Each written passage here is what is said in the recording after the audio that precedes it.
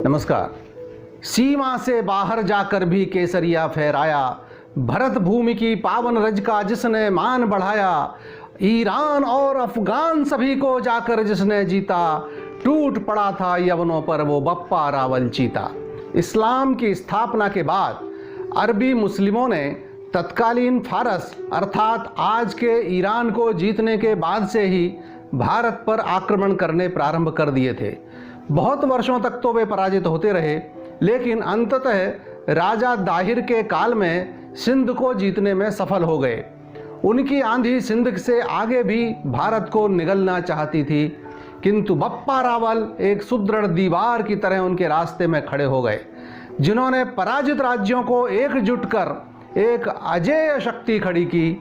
उन्होंने अरबों को कई बार हराया और उनको सिंध के पश्चिमी तट तक सीमित रहने के लिए बाध्य कर दिया, जिसे आजकल बलूचिस्तान के नाम से जाना जाता है।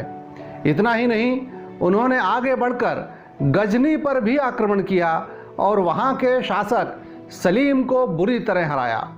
उन्होंने गजनी में अपना प्रतिनिधि नियुक्त कर दिया और तब चित्तौड़ लौटे।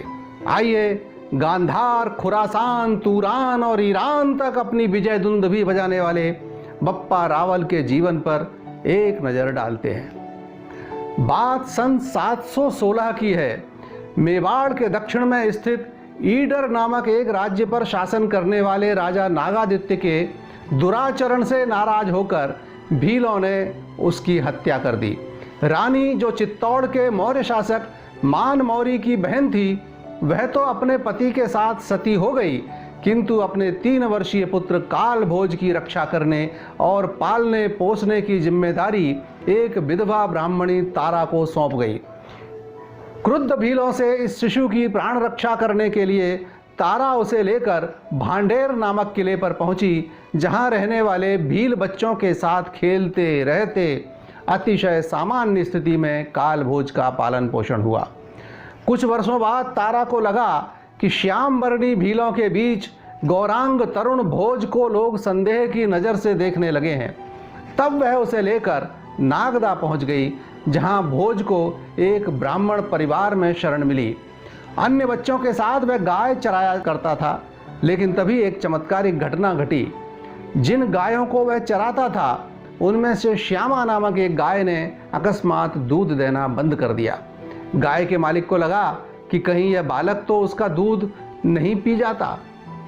चराते चराते स्वाभाविक ही इस शंका की जानकारी जब मिली तो भोज को बहुत दुख हुआ और उसने गाय पर नज़र रखनी शुरू की।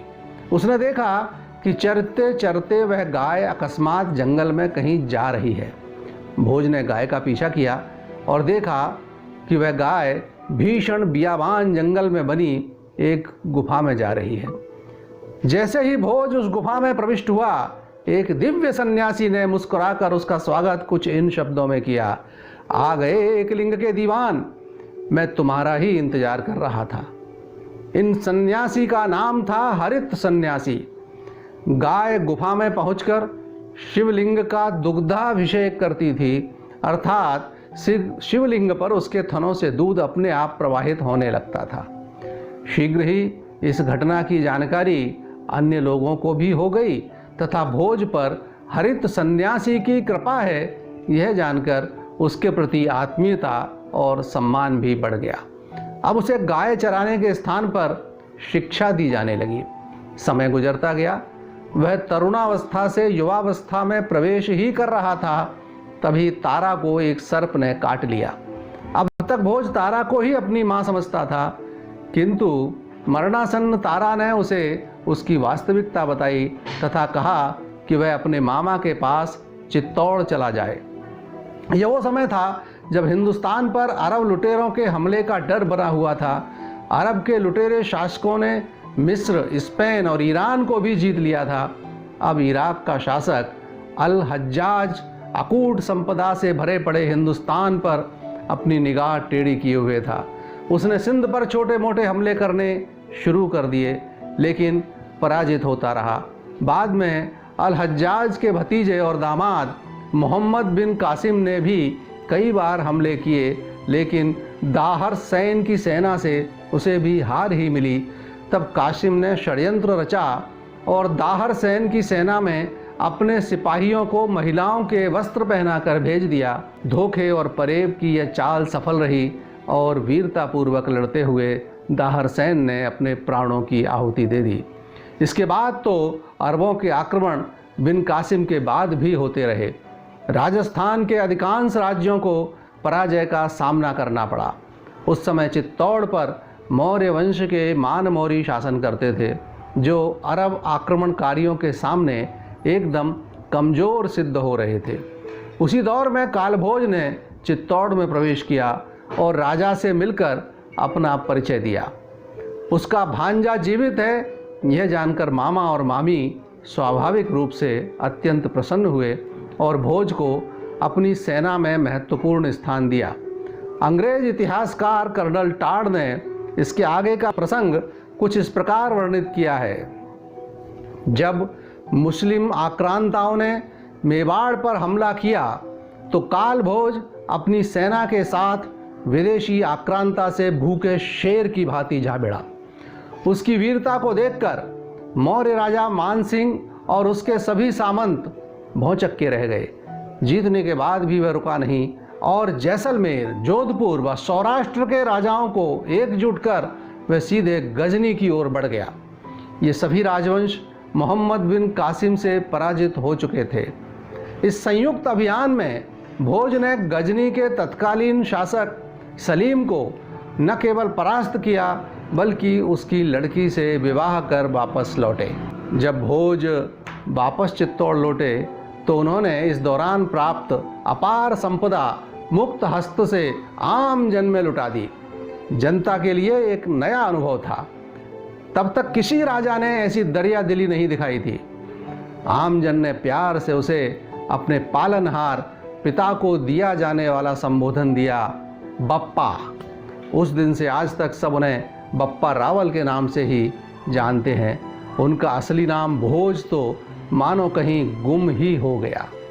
उनकी लोकप्रियता देखकर वह अपनी कमजोरी से शर्मिंदा राजा मानमौरी एक रात को महल छोड़कर संभवतः सन्यासी हो गए और दूसरे दिन महारानी ने दरबार में उनकी अंतिम इच्छा सभी सामंतों और सरदारों को बताई कि वह राजकाज की जिम्मेदारी बप्पा रावल को दे गए हैं। राज्यारोहण किसी कुंवारे व्यक्ति का नहीं होता, अतः जिस नागदा में कालभोज रहे थे वहाँ के राजा ने अत्यंत प्रसन्नतापूर्वक अपनी पुत्री का विवाह उनके साथ कर दिया। राज्याभिषेक के समय उनका राज तिलक किसी पुरोहित ने नहीं किया बल्कि उनके एक बाल्यकाल के साथी भील नवयुवक ने अपना अंगूठा चीर कर किया। उसके बाद तो यह प्रथा ही हो गई। चित्तौड़ के हर नरेश का राज तिलक इसी प्रकार होता रहा।